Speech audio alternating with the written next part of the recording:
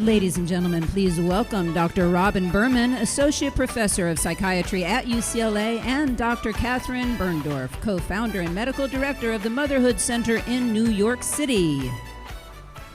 So I get to introduce somebody who is a very, very prestigious psychiatrist in New York. She is the author of a book called What No One Tells You, Finally, the Emotional Guide to Motherhood. So it's the what to expect when you're expecting, but the emotional companion, which is a book that should have been written and is now on back order and has not come out. She's already booked on the Today Show, and she has started the first single standing outpatient motherhood center in the United States in New York City for postpartum depression, where women bring their babies. And if you wonder why I know so much about this woman, is because she's my person. She is my best friend. She's my person. And the woman over there, my mother, introduced us when we were 18 years old in Northampton, Mass. This is dating us at a Woolworths. They don't even have the dime store, as we used to say.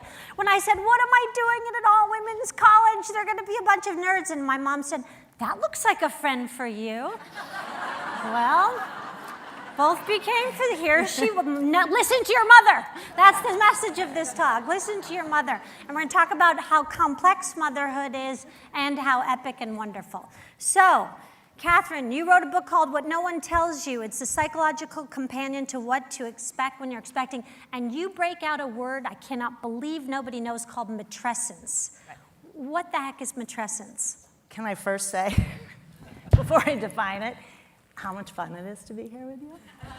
And to be up here. Love her! It's like a life's dream. So with another accomplished psychiatrist who you meet when you're 18, like two ding-dongs in Woolworths, not knowing what we're doing, and like soulmates. So it's like, this is beyond privilege to be. I came in from New York last night, and I would do anything for this woman and for this center, and what you guys are doing, wow, is amazing. So thank you for having me, and okay, to the point.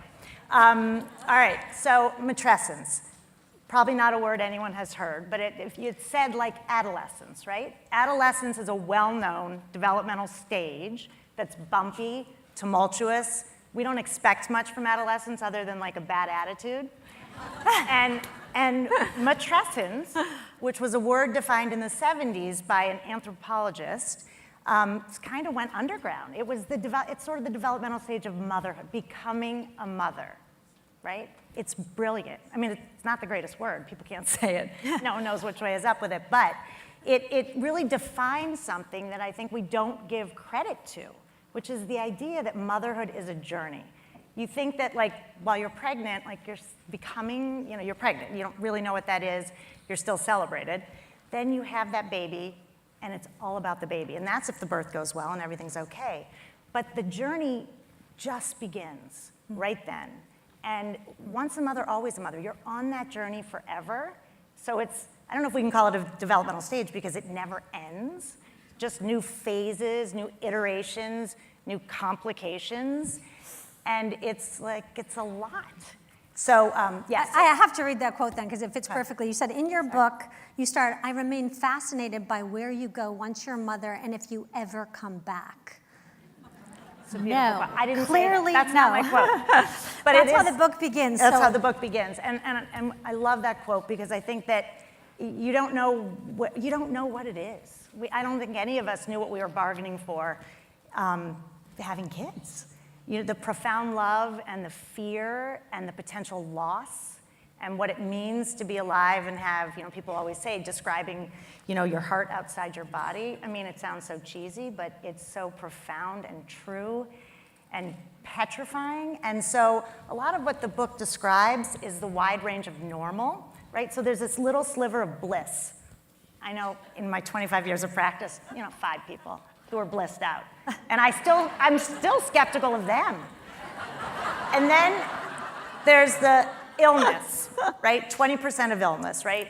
Perinatal mood and anxiety disorders, which is my specialty. Robin does a ton of. That's my thing. Love it, love to talk about it, love to help women get better because it's so... So just an example, at UCLA 15 years ago, a woman, first day on the job at UCLA, hands me her baby and says, "You seem nice. I'm going away for a couple years. You're the new mom, right? So this kind of stuff is never talked about. Never talked about and happening everywhere. So every day in my office, happened earlier this week, someone walks in and is like as if anyone's listening but me. And they're like, I'm gonna tell you a secret. I hate this. I don't think I love my kid, I don't feel connected, and this was a mistake. And I was like, all right, let's talk. Because the lady before you said the same thing. So it's like,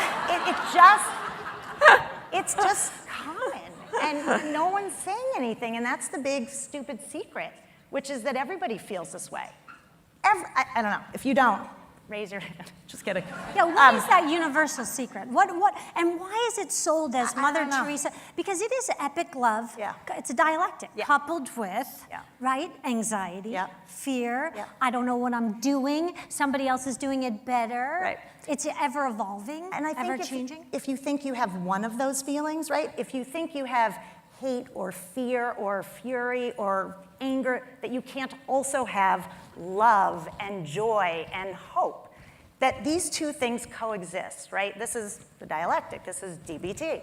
This is, if anyone knows about that, it's like these two things seem diametrically opposed, mutually exclusive, they exist at the same time. But people don't know that. They don't know that you can love and hate simultaneously. So when my kids say to me, before they preface it, they say, I just want you to know I hate you right now. But you know I always love you, right? Like they know it's true. It is also true. It is both and. It's not either or. But why the societal pressure for it? Why the big secret? Why is the other side never told? Why did it take you to write the first book? No wonder, it's already sold in China. It's already sold out on the internet. It hasn't come out yet. And they're already ordering massive copies. My publicist? Yeah. But all true statements, because this is like telling the truth. It's telling the truth. I mean, we tried to write this book to put words to the experience, right? And I think that there are expectations that things are going to be great. There's this bill of goods that we all, I think I got sold it to, right? Like that it's going to be perfect and easy and natural. It's anything but. I mean, I remember saying to you when I had my second kid, I was like, just come and sit on this couch with me. You're like, let's go out. And I was like, dude, I need a company. I'm dying, I'm bored, I don't know what to do. And I was in the field, right? So talk about potential shame. It's a good thing I'll tell anybody anything. I mean, there's so much shame because people feel embarrassed to feel this way. They feel like I shouldn't say these things, which I think. If I think them, then I will act on them. No. And the learning curve is constantly changing. So you have a newborn, and then you kind of feel like you get comfortable with that, and then you move into this, and then you move into elementary and adolescence, and then you have adult kids coming back saying, "What the hell did you do that to me for?" Right? So it's a constant. Oh, we're all there, are we? Right. And that's the beauty of motherhood too. And I'm gonna shout out to my own fabulous mother who's here, is that she's evolved with us, right? That if you're a good mother, you're going along with your children and evolving and growing and changing. Learning. And not pretending like you have all the answers. Right. That's the scourge, is the shame, the pretending like we have it all together, because who has it all together? I feel like I look as good as I could ever look. Usually I'm in sweatpants or whatever, and like, you know. It's hard. But it's also epic love. You know, I have on this card that there was a slide we were going to show you that when you fall in love with a romantic partner, a certain part of your brain lights up. When you fall in love with a child, another part of your brain lights up. Motherhood actually changes the structure of your own brain.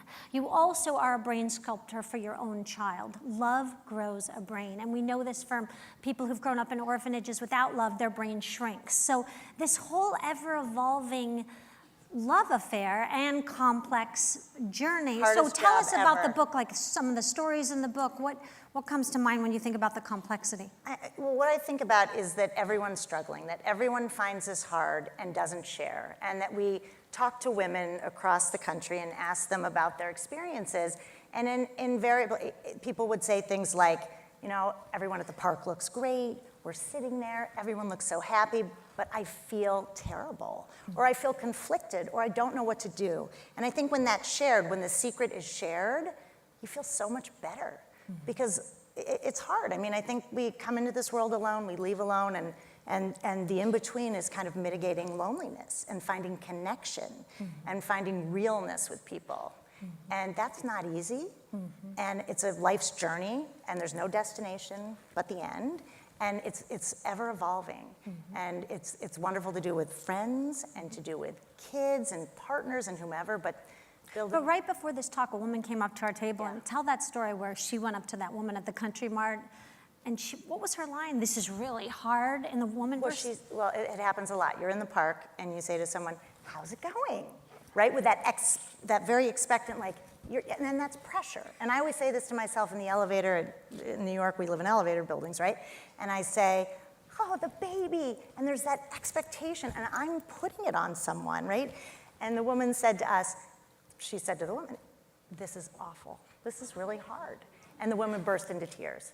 Because everybody feels that way, but we all inadvertently put pressure on ourselves and on others for it to be a certain way. And I always feel like the difference between expectation and reality, it's that delta between the two that really defines distress, right? So if you don't expect much and the reality is here and the expectations are here, you're not that distressed. But when you're thinking it's gonna be perfect and easy and blissful, you're kind of screwed, right? And the women that we see at the Motherhood Center are women who are so used to knowing how to do it all. CEOs, authors, finance, lawyers, cops. We've had the gamut, and they are so distressed because they can do anything. They don't know how the hell to mother, and that's okay. You didn't learn it. We didn't learn it. You don't have a template from, some people don't have a template from their own mother. Right. So you're inventing it as you go. Yeah. Right, relearn or learn for the first time. For the first time, right. Right. Should we look at our cards? Yeah, sure. What did we miss? Yeah. Why the passion for reproductive health? So if that's not a very common field. So from menses to menopause. Right, so reproductive psychiatry, which is what I call myself, is doing, I couldn't decide if I can't make decisions, so OB or psych. So I did both through psychiatry because I love stories and I love to listen to people talk and help them think about themselves and put patterns together and figure out how to then connect elsewhere. And so it was looking from menses, as Robin said, to menopause, and then the perinatal period is really where I've gotten very interested. But it's looking at the emotional journey along that reproductive spectrum. And so because postpartum has been such a secret, again, another of these things, as if motherhood wasn't hard enough, if you've got depression, anxiety, bipolar, PTSD, OCD, we can list many things, it's even worse. And to get any kind of care and to be able to talk about that is impossible. So because a place like this doesn't exist, we wanted to build something and create a safe space for moms to get intensive treatment. It was sort of like the first talk today, intensive outpatient treatment, where women come, they bring their babies, we do dyadic work so that the mom and the babies are together in a therapy. Because normally if you really get bad clinical postpartum, you get hospitalized and separated from your baby, so no mom wants to go into the hospital and leave their child. So this is the first of its kind. First of its kind. And we help them reunite and figure out a way to be together and not so anxious. And some moms drop the babies off at the nursery and they are looking the other way, and we help them figure out how to connect. And on the flip side, the dialectic is the epic love creates anxiety. Yes. Right? Because you're mentoring a little life and you're imprinting, so much of your own stuff on them, right? I always say just get out of your own way, right? But the level one on one of the cue cards, yes. The cue cards is anxiety. Yeah. The degree of anxiety, and I think what it is professional women became professional mothers. And then all of a sudden they brought these professional expectations to something. There's no spreadsheets, there's no time plan. When childhood is messy, it's slow, it's unfolding. Yeah. And all of this, I'm supposed to do it a right way. So we went from, like I wrote my book, Permission to Parent, children were seen and not heard, to children are the center of the universe. My God. Also we have gone the other way. We have crescendoed on crazy on the other side. And there's a graceful middle where you can feel both as a mother, right? You can feel the joy and the love and the connection like you do, and then you can feel like I really messed up. Right. And I think you, who are my soulmate friend, in those moments when I felt like I've messed up, I say, think for me, love for me. Yeah. And I think to be seen and known and loved is all of what motherhood is and all of what friendship is. And to be cherished for that, right? Yeah. And so when you add that expectation that there's a right and wrong way to do it, you're kind of, I'm going to give an example of a woman here who started a DBT center who's about to be a new mom, and she said, should I hire this person? I was like, you're going to mess up anyway. Mess up yourself. Save yourself some money. You're going to mess it up. Fumble your way through. That's how you become a mother, and then you look back and you own your stuff. And I think telling the truth in the Motherhood Center is why you're building another one in LA, you know, because if you build it, they will come, and they have come in drones saying, here's a place where I feel mothered. Right. Tell about that. Well, I think that's such a, thank you for bringing back to that point. I think that I think we all need caretaking, and I know that this conference is very much about self-care and how do we help ourselves. And I think that we're so busy as mothers taking care of others, and even just as women, so with kids or without kids, we are natural caretakers. And I think that we forget about ourselves, and we feel guilty, and we feel like it's indulgent. Can't tell you how many people I've had to say, this is not indulgent, this is necessary. You need this. You can't care for anyone else if you aren't cared for yourself. And so I think the idea of being mothered, again, doesn't mean you had a bad mother. We can always having more and taking that for ourselves and knowing that it's okay, it's not selfish, it's self-preservation, it's self-preserving, it's not negotiable. We all have to do it, and I think that it's very hard for us to do because we're so used to helping others. So mothering, some of the women walk out and they say it's the mothering center. I feel mothered, I feel seen, I feel heard, and I think if, like you said, if there's anything you can do with a friend, a colleague, what would you offer? What advice would you give? I always say this when I'm teaching medical students who will say things like, but I don't know, you have this whole body of knowledge and I don't know. I said, you don't have to know anything. You know what you have to know? You have to be able to look someone in the eye, hold their gaze, and say, how are you? Mm-hmm. And don't move. Mm-hmm. And they almost always start choking up. Mm-hmm. Not because you're trying to make them cry, but because you're paying attention, you're listening, you mean it, and you're asking. And you're saying, show me who you are. Mm-hmm. Tell me about yourself. Mm-hmm. Tell me what you're feeling. And that is the biggest gift any of us can give ourselves, our friends, our kids, anyone. You are a gift, Dr. Catherine You are a Birndorf. gift. And my mother, thank you for introducing us. And tell all your friends what no one told you. You'll see her on the Today Show and you'll say you got to see her first. And what no one tells you is motherhood is a journey that lasts a lifetime. And you get to just keep saying, I messed up. I'm going to do it again and do it differently. Try to do it better. And try and do it better. Yeah, that's the truth.